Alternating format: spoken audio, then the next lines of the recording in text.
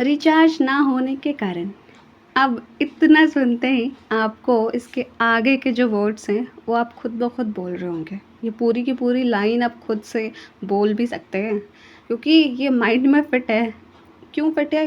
क्योंकि कई बार ये मैसेजेस हमारे फ़ोन्स में आते हैं हर महीने कि मेमोरी में ये फिट हो चुका है और हमारे माइंड को ये बात याद हो चुकी है कि अगर इतना कहीं आप पढ़ें कि रिचार्ज ना होने के कारण आपकी आउटगोइंग सेवाएं बंद कर दी गई हैं, या आपका माइंड खुद डिटेक्ट कर लेता है ना? अगर ऐसा हाँ है तो प्लीज़ आप मुझे कमेंट्स में ज़रूर बताइएगा।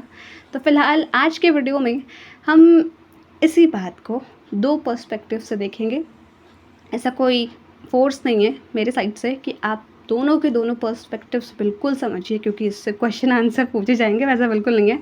जस्ट देखना है कि एक सिचुएशन है, उसके दो पर्सपेक्टिव क्या हैं, दो साइड की तरफ से।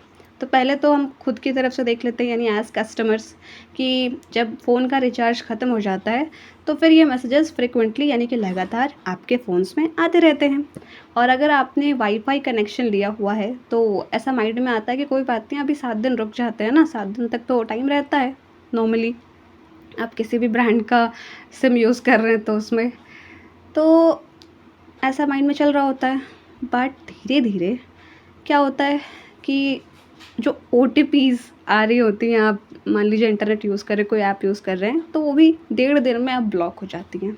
तो आपको आता है गुस्सा कि इतनी जल्दी क्यों ओटीपी ब्लॉक कर दिया, बस 1.5 दिन में भी तो बस इतने दिन हुए थे, थोड़े दिन बाद रिचार्ज करा लेती।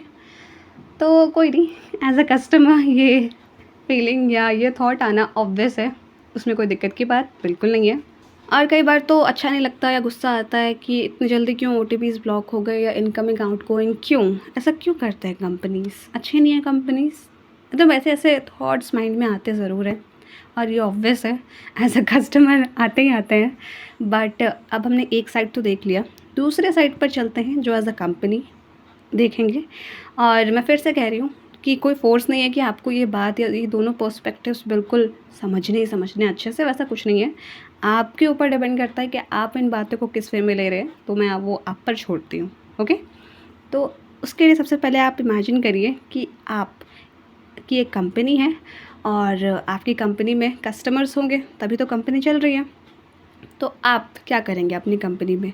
आप चाहेंगे ना कि जितने भी आपके यूज़र्स हैं या कस्टमर्स हैं वो फ्रिक्वेंटली आपके कंपनी के प्रोडक्ट्स या सर्विसेज को यूज़ करें।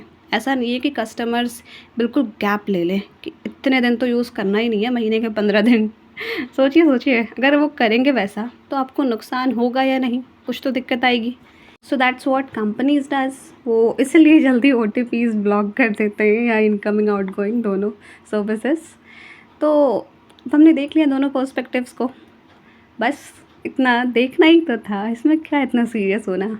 देख लिया, अब हो गया, and that's all about this video. I hope you liked it. Thank you so much for watching.